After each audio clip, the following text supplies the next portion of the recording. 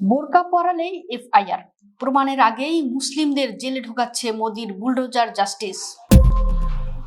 মোদির বিশ্বগুরু ভারতে আজ মুসলমানদের জন্য কেবল ধর্ম পালন করাই নয়, স্বাভাবিকভাবে বেঁচে থাকা এবং বন্ধু বান্ধবদের সাথে মেশাটাও এক ভয়ঙ্কর অপরাধে পরিণত হয়েছে।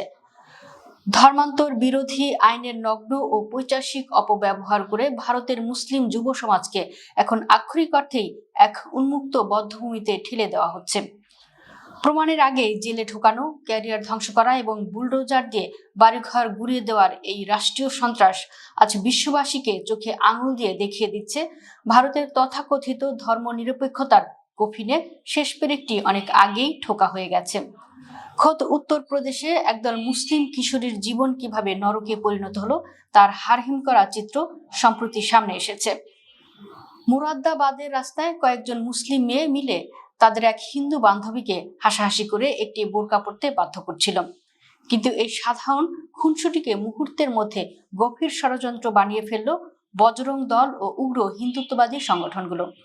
পুলিশ প্রথমে একে সাধারণ ঘটনা বললেও উগ্রবাদীদের চাপে 5 জন মুসলিম কিশোরীর বিরুদ্ধে ধর্মান্তর বিরোধী কঠোর আইনের এফআইআর দায়ের করতে বাধ্য হয়।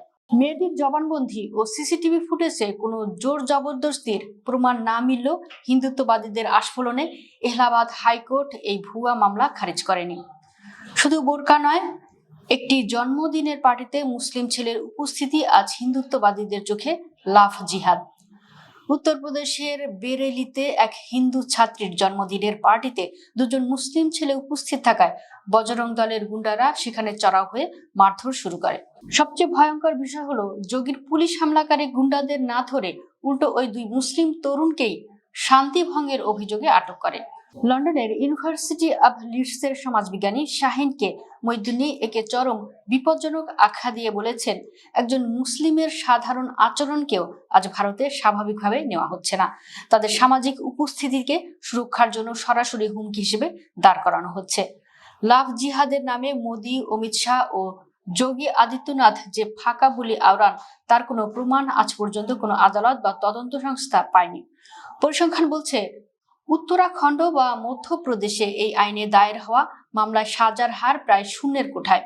সুপ্রিম কোর্ট খোদ উত্তরপ্রদেশের 90 জনের বিরুদ্ধে আনা মামলাকে নির্ভয়দের হয়রানির হাতিয়ার ও বিচারের নামে প্রহসন বলে খারিজ করে দিয়েছে। কিন্তু আদালত থেকে রেহাই মিললেও এর অন্তর্বর্তীকালীন ক্ষতি অপরিসীম। প্রমাণের আগেই মাসের পর মাস, বছরের পর বছর জেলে পচে নষ্ট হচ্ছে মুসলিম তরুণদের জীবন। রাজস্থান ও মহারাষ্ট্র এখন এই আইনের আড়ালে বুলডোজার জাস্টিস বা মুসলিমদের সম্পদ গুঁড়িয়ে দেওয়ার নতুন আইনি হাতিয়ার তৈরি করা হয়েছে। হিন্দুত্ববাদীদের ঘর ওয়াপসি বা ধর্মান্তরকরণকে বৈধতা দিয়ে মুসলিমদের কোণঠাসা করার এই নগ্ন বৈষম্য আজ বিশ্বজুড়ে নিন্দার ঝড় বইছে। অ্যামনেস্টি ইন্টারন্যাশনাল থেকে শুরু করে মার্কিন কমিশন ভারতকে বিশেষ উদ্বেগের দেশ হিসেবে তালিকাভুক্ত করার জোর দাবি জানিয়েছে। আজ বিশ্ববাসী পরিষ্কার দেখছে যে ভারত গণতন্ত্রের বড়াই করে। সেই ভারতের মাটিতে আজ মুসলিমদের প্রাত্যহিক সামাজিক গতিশীলতা ও স্বাধীনতা চরম অনিশ্চয়তার মুখে। মোদির এই নতুন সামাজিক বর্ণবাদী একদিন ভারতের বর্তমান রাজনৈতিক মানচিত্রকে ভেতর থেকে টুকরো টুকরো করে দেবে।